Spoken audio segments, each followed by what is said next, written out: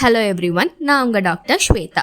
இன்னைக்கு உன் சமையல் அறையல் சீரீஸில் நம்ம கார்லிக் பூண்டு பற்றி பார்க்கலாம். ஸோ கார்லிக்கோட சான்ஸ்கிரிட் டேர்ம் வந்து லஷுனானா டெஸ்ட்ராயர் ஆஃப் டிசீசஸ்.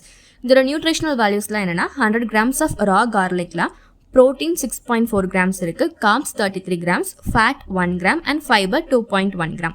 அது மட்டும் இல்லாமல் vitamin B6, calcium, iron and மேங்கனீஸும் கார்லிக்கில் இருக்குது. அண்ட் பூண்டில் ரொம்ப இம்பார்ட்டண்ட்டாக அலிசின்ற ஆல்கலாய்டு இருக்குது. இந்த ஆல்கலாய்டு எப்படி ப்ரொடியூஸ் ஆகுதுன்னா, நம்ம பூண்டை இடித்து பேஸ்ட் ஆக்கும் போது இந்த அலிசின் ப்ரொடியூஸ் ஆகுது. இந்த பூண்டோட யூனிக் டேஸ்ட்டுக்கும் ஆர்டருக்கும் இதுதான் காரணம். அண்ட் இதோட நன்மைகள்லாம் வந்து இது இதய ஆரோக்கியத்தை மேம்படுத்தும், நோய் எதிர்ப்பு சக்தி அதிகரிக்கும், இரத்த அழுத்தத்தை கம்மி பண்ணும், சளி தொந்தரவை சரிப்படுத்தும் அண்ட் செரிமான சக்தியை மேம்படுத்தும். நம்ம எல்லாருமே பூண்டு சமையலில் யூஸ் பண்ணுவோம். அதை தவிர்த்து வேறு எந்த வழியிலலாம் பயன்படுத்தலாம் இந்த சீரீஸில் பார்க்கலாம். ஆயுர்வேதாவில் இருக்கிற ரொம்ப இம்பார்ட்டண்ட்டான பூண்டை வச்சு பண்ணக்கூடிய ஃபார்முலேஷன் வந்து லஷுன ஷீரப்பாக்கம்.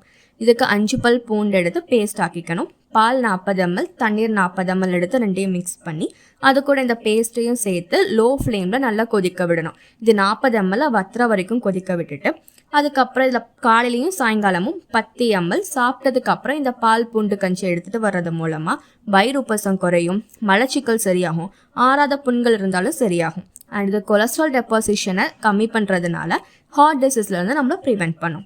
அண்ட் சளிக்கு இதை 2 பல் பூண்டு எடுத்து இதை பேஸ்ட் ஆக்கி இதில் 1/4 டீஸ்பூன் மஞ்சத்தூள் அண்ட் 1/4 டீஸ்பூன் மிளகுத்தூள் ஆட் பண்ணி தண்ணீரோடு சேர்த்து நைட்டு சாப்பிட்றதுக்கு அப்புறம் இந்த பேஸ்ட்டு நம்ம சாப்பிட்றது மூலமாக சளி தொந்தரவு குறையும். மேலும் இது போன்ற இன்ஃபர்மேஷன் கன்சல்டேஷனுக்கு விஸ்வம் ஆயுர்வேதா கிளினிக்கை காண்டாக்ட் பண்ணுங்கள். இந்த வீடியோ பிடிச்சிருந்தால் லைக் பண்ணி சப்ஸ்கிரைப் பண்ணுங்கள். தேங்க்யூ.